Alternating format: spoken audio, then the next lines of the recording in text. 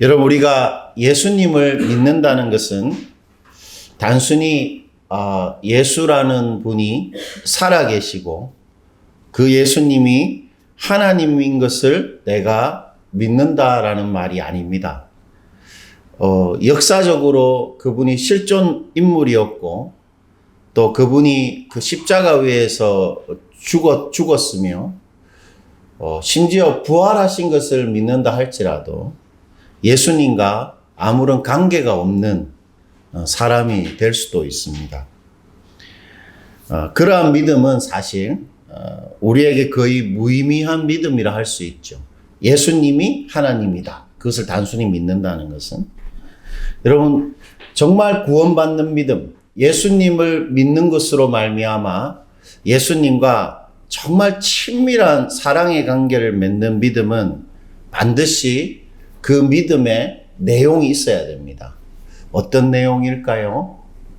그 믿음의 내용은 예수의 십자가 사건을 나의 사건으로 믿는 것이어야 합니다. 단지 예수님이 살아계신 실존 인물이고 하나님이었다라는 것을 믿는 것은 우리 구원에 어떤 면에서 아무런 도움이 되지 않습니다. 정말로 우리가 하나님의 자녀가 되고 예수님의 사람이 되게 하는 믿음은 반드시 예수님의 십자가 사건을 경험하는 믿음이어야 하는 것입니다. 그러니까 예수님께서 십자가 위에서 실제로 나를 위하여 죽고 실제로 나를 위하여 부활하셨다는 사실에 대한 믿음이 있어야만, 나를 위하여 죽고 나를 위하여 사셨다는 그 믿음이 있어야만 우리가 하나님의 자녀가 될 수 있고 우리가 예수님의 사람이 될 수 있습니다. 왜 그 믿음의 내용이 그렇게 결정적으로 중요할까요? 왜냐하면 우리에게는 하나님이 절대로 용납할 수 없고 하나님하고는 절대로 같이 할 수 없는 죄가 있기 때문입니다. 우리에게 죄가 있기 때문에 단순히 예수님이 살아계신 하나님이라는 사실을 믿는 것만으로는 우리는 절대로 구원받을 수 없고 예수님께서 우리 죄의 문제를 완전히 그리고 단번에 해결하신 그 십자가 사건이 인격적으로 나의 사건이 될 때만 그 사람이 구원받는 사람이 될 수 있는 것입니다. 그리고 그렇게 십자가 사건을 나의 사건으로 믿는다는 것은 실제로는 어떤 의미를 가지냐면 예수님께서 내 존재와 나의 인생을 그 십자가 위에서 당신의 피로 사셨다는 사실을 믿는 것입니다. 그러니까 단순히 예수님이 나를 위해 죽고 나를 위해 사셨다고 그냥 받아들일 뿐만 아니라 내 존재가 변화되는 것입니다. 어떻게 변화되냐면 그 십자가 위에서 예수님께서 내 생명과 내 인생 전체를 사셨다. 그래서 예수님이 나를 소유하는 나의 주인이 되셨다는 사실을 받아들일 때 그것이 바로 진정한 믿음이라 할 수 있습니다. 고린도전서 6장 19절과 20절이 그것을 이렇게 잘 말해주고 있죠. 사실 좀 놀라운 말이고 이 시대 사람들은 절대로 동의할 수 없는 말인데 성경은 이렇게 선언합니다. 우리 다 같이 크게 한번 읽어볼게요. 이게 좀 길게 되어 있네요. 여러분 한번 크게 한번 읽어보시죠. 읽어보시겠습니다. 너희 몸은 너희가 하나님께로부터 받은 바 너희 가운데 계신 성령의 전인 줄을 알지 못하느냐. 너희는 너희 자신의 것이 아니라 값으로 산 것이 되었으니 그런즉 너희 몸으로 하나님께 영광을 돌리리라. 어떤 면에서 약간 기이한 표현입니다. 너는 네게 아니다. 우리한테 누가 그렇게 말하면 절대로 받아들일 수 없겠죠. 너는 너 자신의 것이 아니야. 이렇게 말하면 우리는 동의할 수 없을 것입니다. 그런데 성경은 그렇게 말합니다. 그렇게 말하는 이유가 뭐죠? 우리가 값으로 어떻게 해요? 누군가한테 팔린 것입니다. 여러분 이 값으로 샀다 할 때 이 값이 뭡니까?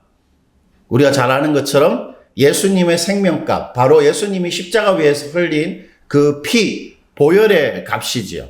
즉 예수님이 십자가 위에서 당신의 목숨값으로 내 생명, 그리고 나의 소유, 내 가족들, 내가 하는 생활, 내 인생 전부를 다 구입하셨다는 것입니다. 그것이 십자가 위에서 일어난 일입니다. 단순히 나의 죄를 위해서 예수님이 죽고 나의 의로움을 위해서 다시 부활하셨다, 그것뿐만 아니라 그 일이 실제로 우리에게 말해주는 것은 그때 예수님께서 내 심장을 구입하셨고 내 가족들도 사셨고 내 인생 처음부터 끝까지를 다 구입하셨다, 핏값으로. 그것을 믿는다는 말입니다.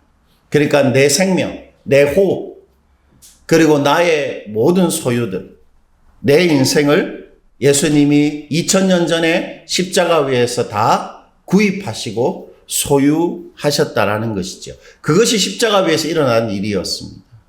때문에 여러분, 이제 나는 어디에서 무엇을 하건 어떤 사람이 됩니까? 예수님의 십자가 사건을 나의 사건으로 믿을 때 나는 어떤 사람으로 이 땅에서 살아가게 되겠습니까?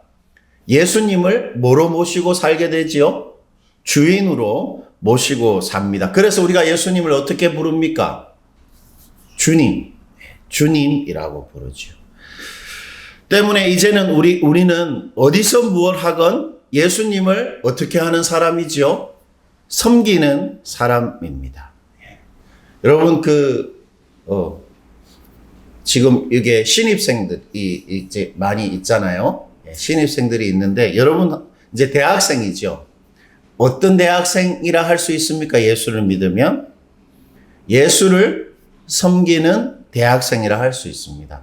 또 우리 보람자매처럼 이렇게 아이들을 양육하고 이렇게 돌보는 주부 같으면 어떤 주부가 되는 겁니까? 예수님을 섬기는 주부가 되는 것입니다. 이것이 나의 정체성입니다. 너는 누구냐? 이렇게 물어보면 나는 예수님을 섬기는 누구입니다. 이렇게 말할 수 있는 것이죠. 그리고 예수님은 그러한 정체성을 가지고 사는 것을 예수님을 따르는 삶이다, 그렇게 표현하셨습니다.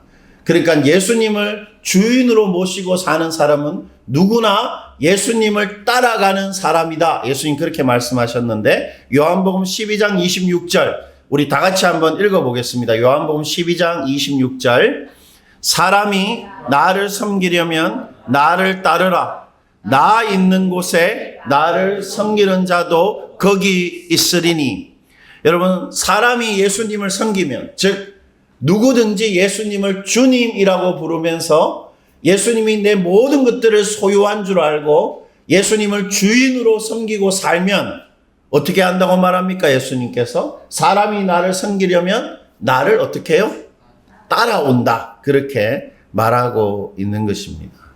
그러니까 누구든지 예수님을 주님 이렇게 부르면 지금 그 사람은 뭐 하고 있는 거죠? 예수님을 따라가고 있는 사람입니다. 우리는 예수님을 따라가는 사람을 어떻게 부릅니까? 어떻게 부르죠? 제자라고 부릅니다. 제자.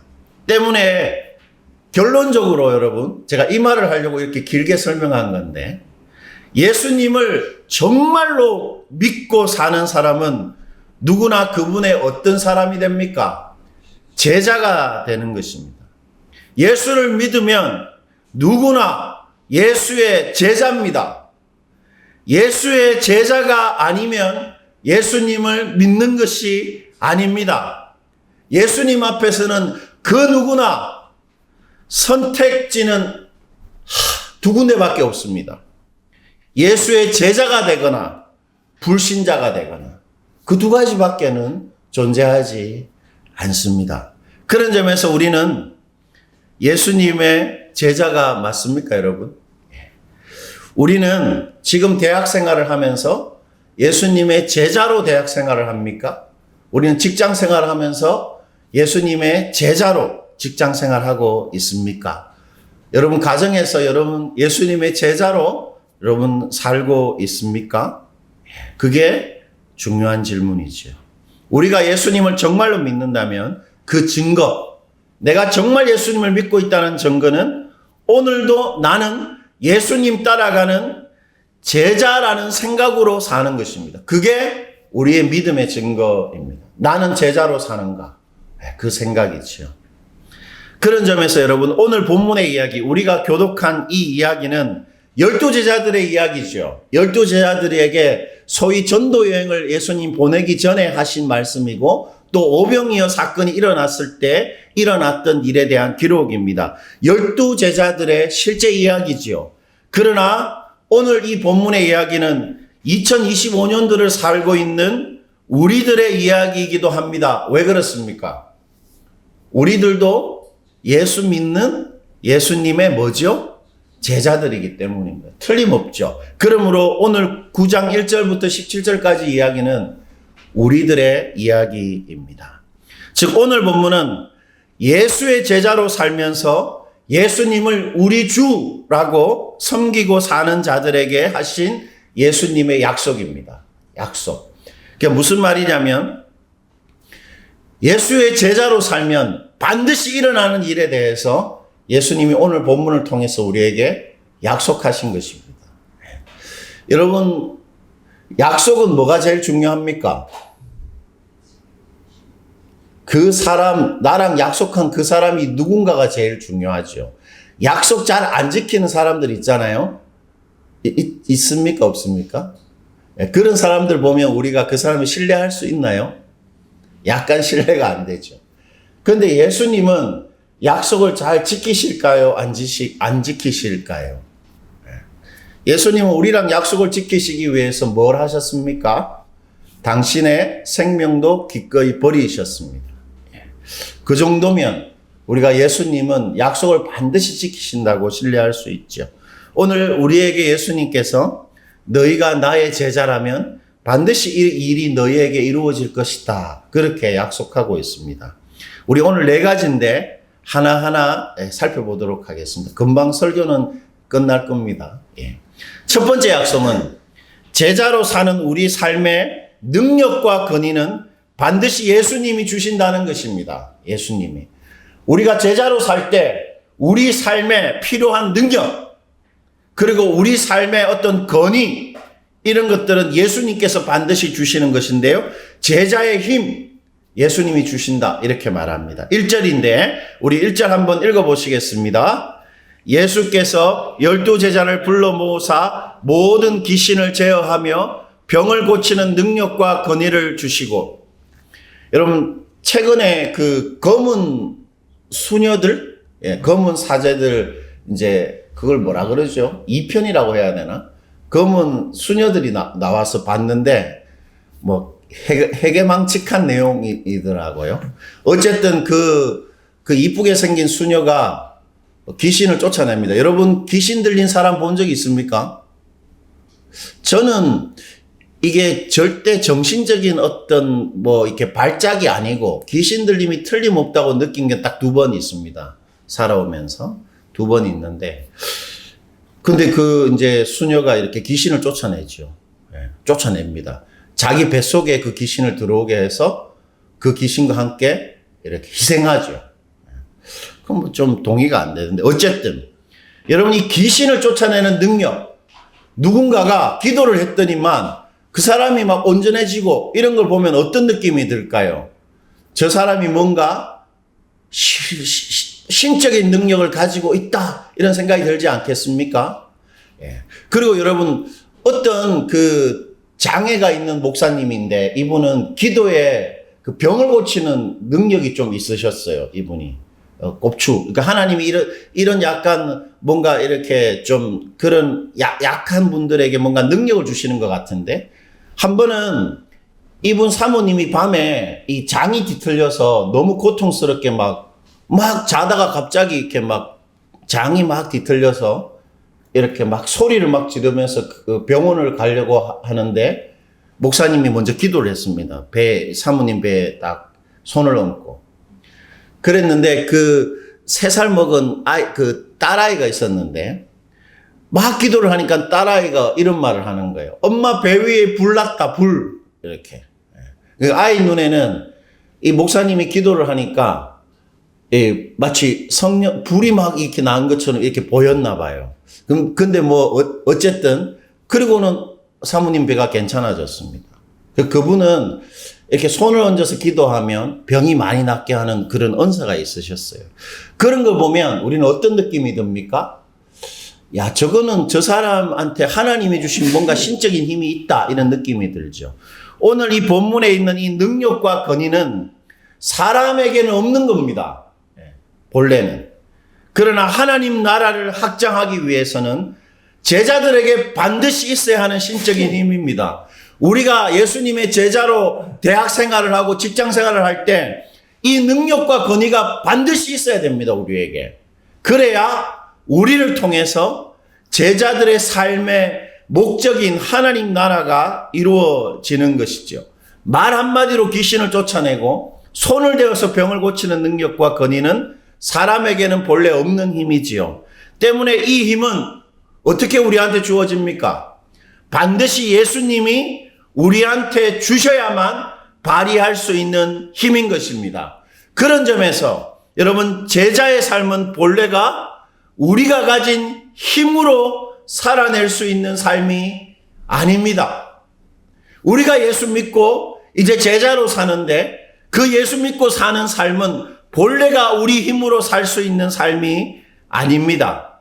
예수님이 우리에게 능력과 권위를 주시지 않으면 우리는 제자의 삶을 제대로 살아갈 수가 없는 것입니다. 왜 그럴까요?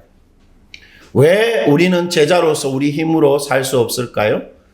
이제는 우리 삶이 내 것이 아니고 누구 것이기 때문입니까? 예수님의 것이기 때문입니다. 여러분, 우리의 삶이 이제 내 것이 아니고 예수님의 것이기 때문에 이제 나는 나의 힘으로 살지 않는 것입니다. 우리가 이 사실에서 분명히 알 수 있는 제자들의 삶의 특징은 제자는 자신의 지혜와 힘으로 살지 않고 예수님이 주시는 힘으로 산다는 것입니다. 즉, 우리가 우리 자신 말고 우리에게 능력과 권위를 주시는 예수님을 정말 의지하면 예수님이 우리로 하여금 제자의 삶을 반드시 살아내게 하신다는 것입니다. 사도는 그것을 이렇게 말했는데 빌립보서 4장 13절 우리 형제들만 한번 읽어주시겠습니까? 빌립보서 4장 13절입니다. 내게 능력 주시는 자 안에서 내가 모든 것을 할 수 있느니라. 여러분, 우리 인생이 우리 것이 아니고 예수님의 것이기 때문에 예수님은 반드시 예수님의 인생을 살아가고 있는 우리에게 당신의 능력을 주십니다. 틀림없이 주십니다. 즉, 우리가 모든 것에, 우리가 공부를 하는 것에, 또 친구들과 사귀는 일에, 또 교회 생활하는 것에, 직장 생활하는 것에, 모든 것에 정말 예수님을 의지하면 우리에게 주어진 삶의 모든 것을 우리가 예수의 제자로 살아낼 수 있다라는 것입니다. 예수님은 당신의 생명뿐 아니라 당신의 능력까지 우리에게 주십니다. 여러분, 한번 생각해 보십시오. 예수님이 2000년 전에 당신의 생명을 우리한테 주셨다면 당신의 능력도 주시지 않을 이유가 없는 것이죠. 우리가 예수님 의지하면 반드시 이 능력과 권위를 우리에게 주시는 것입니다. 때문에 우리는 예수님으로 충분히 우리 인생을 잘 살 수 있습니다.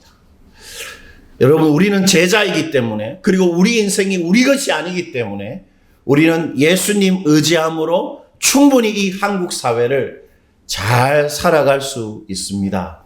예수님의 힘이 곧 우리의 힘입니다. 그것이 바로 제자들의 힘이지요.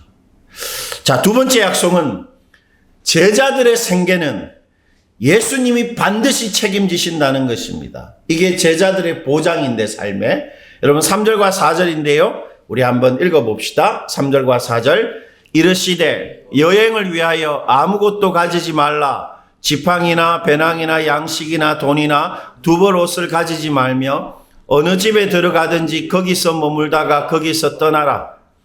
여러분, 여행을 하려면, 그 예수님 당시에 여행을 하려면 지팡이가 필요했습니다. 왜 지팡이가 필요했을까요? 지팡이가 있어야 강도의 위협과 들짐승의 위협에서 자신을 보호할 수가 있었기 때문입니다. 그리고 여러분 여행을 하려면 뭐가 필요합니까? 배낭과 양식과 돈은 필수적이죠. 그거 안 챙기면 어떻게 됩니까? 잘못된 겁니다. 반드시 그걸 챙겨야 되죠. 그런데 예수님은 아무것도 가지지 말라 그렇게 말합니다.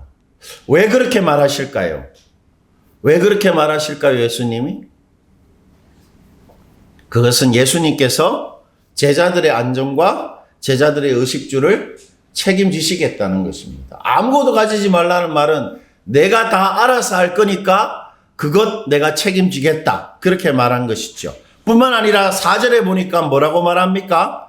아무 집에나 들어가 거기 머물다가 떠나라 말합니다. 아무 집에나 들어가서 거기 머물다 떠나라고 말합니다. 예수님이 어떻게 하시겠다는 거죠? 아무 집에나 들어가도 된다고 말씀하시는데 어느 곳 누구에게 가더라도 예수님께서 그 제자들의 모든 상황을 다스리고 주관하시겠다. 그렇게 말씀하고 있습니다. 여러분 여기에 우리 은서하고 예은이하고 민석이하고 우리 뒤에 있는 형제 이름은 내가 모르겠지만 여러분 지금 새로운 환경으로 가셨잖아요. 아무 곳이나 여러분이 가도 예수님께서 여러분의 상황과 여러분의 만나는 사람 여러분 주관하시고 책임지시겠다. 그렇게 말씀하시는 것입니다. 이처럼 예수님은 제자들의 삶과 상황과 안전을 반드시 주관하시고 책임지시겠다고 말하신 것이 아니고 약속하셨습니다. 왜 그런 약속을 하실까요? 내가 너희 생계 책임지고 누구를 만나든지 너희들의 모든 상황을 내가 주관하겠다고 약속한 이유가 뭘까요? 그것은 제자들은 어디에서 무엇을 하건 예수님을 섬기는 예수의 소유이기 때문입니다.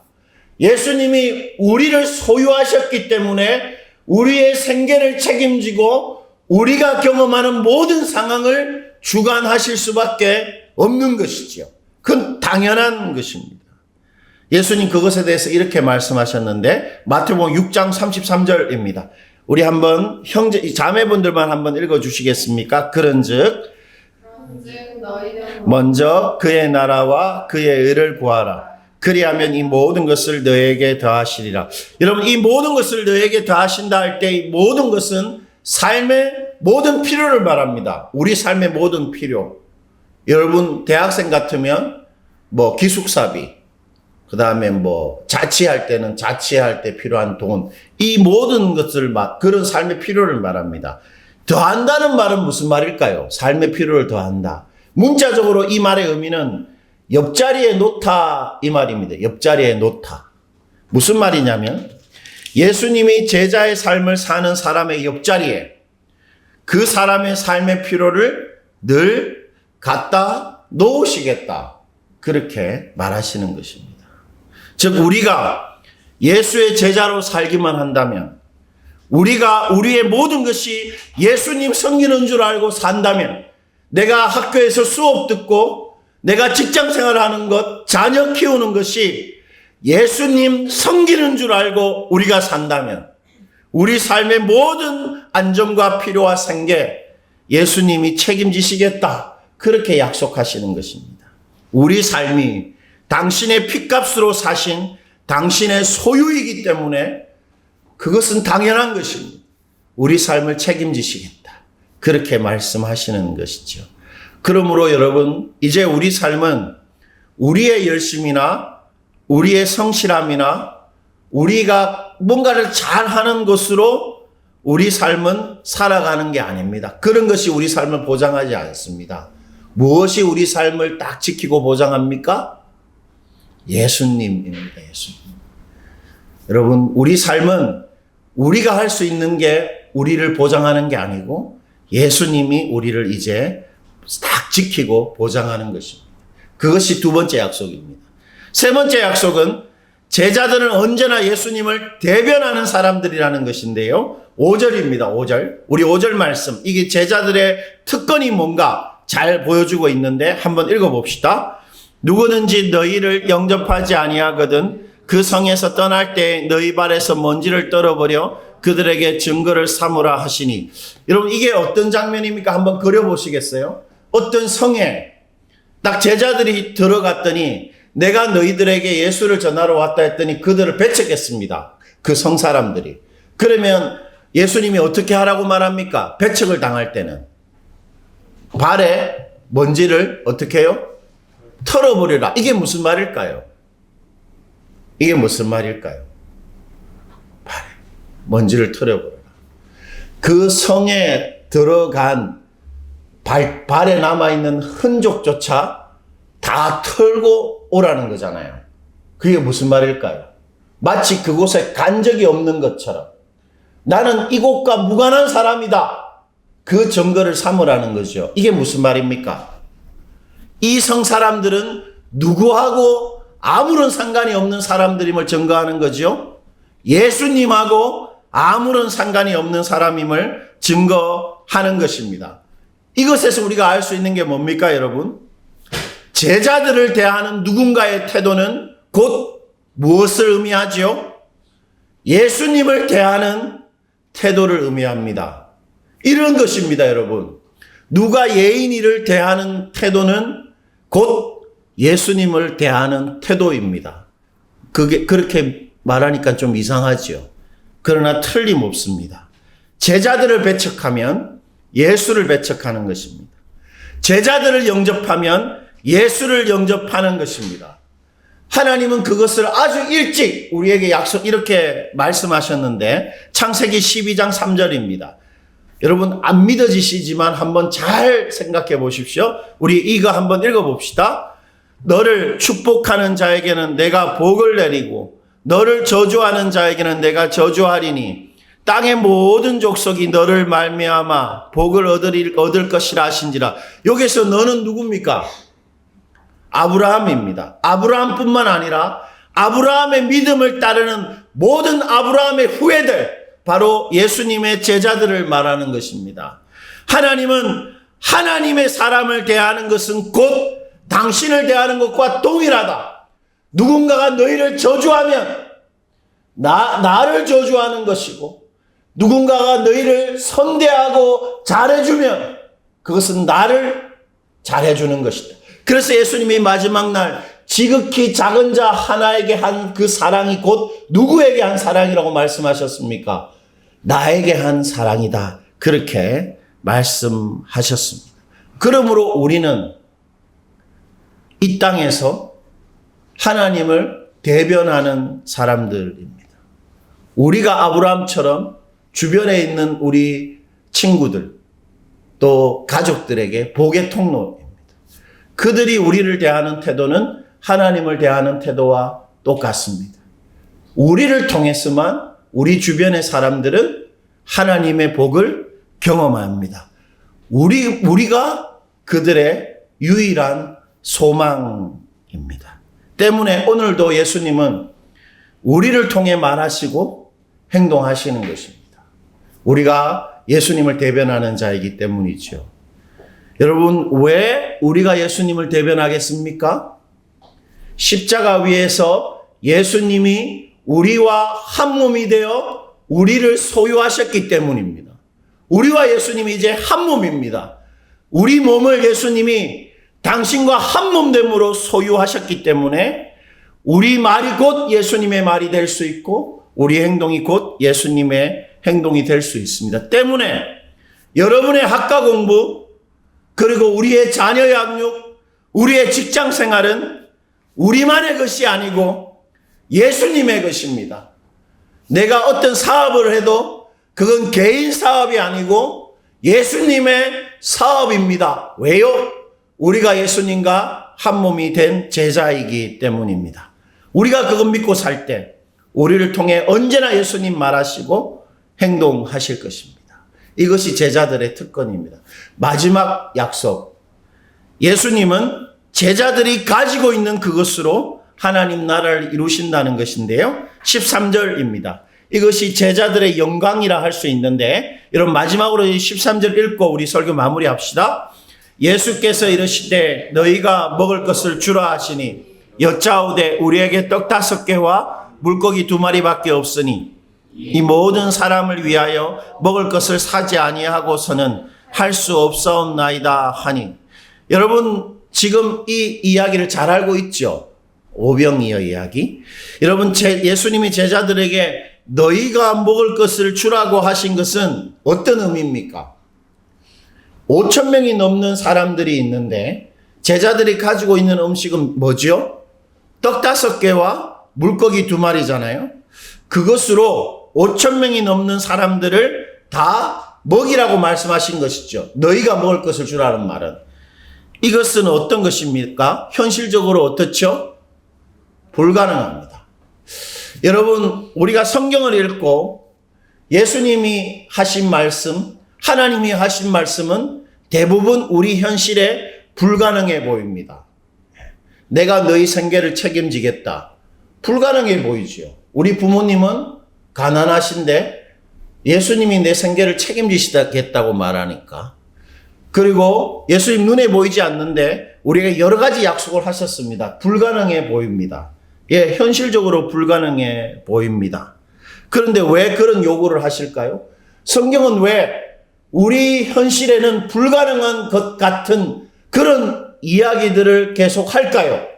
왜 그렇습니까? 우리에게는 현실적으로 불가능하지만 하나님과 예수님에게는 가능하기 때문입니다. 그게 오병이어 사건이 우리에게 보여주는 진리입니다. 즉 예수님은 우리가 지금 가지고 있는 그것으로 당신의 일을 충분히 이루어 내신다는 것입니다. 가정주부면 가정주부가 하는 우리의 지금 이 일로, 학생이면 여러분이 하는 그 공부로 예수님은 당신의 나라를 충분히 이루어 내십니다. 우리의 재능이 아무리 초라해도, 우리가 아무리 평범해도 우리가 가지고 있는 것은 곧 예수님의 것이기 때문에 예수님은 우리가 가지고 있고 우리가 할 수 있는 그것으로 하나님 나라를 이루어내시는 것입니다. 여러분 한번 생각해 보십시오. 예수님이 제자들의 오병이어가 아니더라도 그 들판에 있는 사람들에게 먹을 것을 줄 수 있었을까요? 없었을까요? 있었습니다. 그런데 왜 구태여 제자들이 가지고 있는 그 초라한 식사를 사용했을까요? 그것이 예수님의 것이었기 때문입니다. 제자들이 가지고 있는 것은 예수님이 가지고 있는 것입니다. 때문에 예수님은 우리가 가지고 있는 것으로 당신의 나라를 이루는 것이지요. 여러분, 모세는 일개 목동이었습니다. 그 모세의 초라한 지팡이가 홍해를 가르고 바위에서 물을 내게 한 위대한 하나님의 지팡이가 되었습니다. 그와 똑같이 예수님께서 우리의 것을 소중히 여기시기 때문에 우리의 것을 사용하실 것입니다. 여러분이 하는 공부를 예수님 사용하실 것입니다. 우리가 자녀 키우는 이 일을 예수님 사용하실 것입니다. 우리가 하는 사업 예수님이 반드시 사용하실 것입니다. 이것이 바로 제자의 영광입니다. 말씀을 맺겠습니다, 여러분. 이처럼 우리의 모든 것이 예수님의 것이기 때문에 우리가 어디서 무엇을 하건 우리는 이제 예수님 따라가는 예수님의 제자입니다. 우리 그거 믿고 살아갑시다. 예수님께서 우리를 쳐다보시면서 이렇게 말씀하셨죠. 나를 따라오라. 우리한테 하신 말씀입니다. 우리는 오늘도 예수님 따라가는 대학생, 예수님 따라가는 주부, 예수님 따라가는 직장인입니다. 때문에 우리가 오늘도 예수님 가는 곳에 가고 예수님 멈추는 곳에 멈추는 제자의 삶은 다른 것이 아니고 나는 오늘도 예수의 제자로 살아간다는 생각으로 사는 것입니다. 그러면 예수님이 우리에게 힘 주실 것입니다. 우리의 생계 책임지실 것입니다. 우리를 통해 말하고 행동하시고 우리가 가지고 있는 것으로 당신의 나라를 이루어 가실 것입니다. 우리 그렇게 모두 제자로 사는 그런 복된 인생이 되시기를 축원드립니다.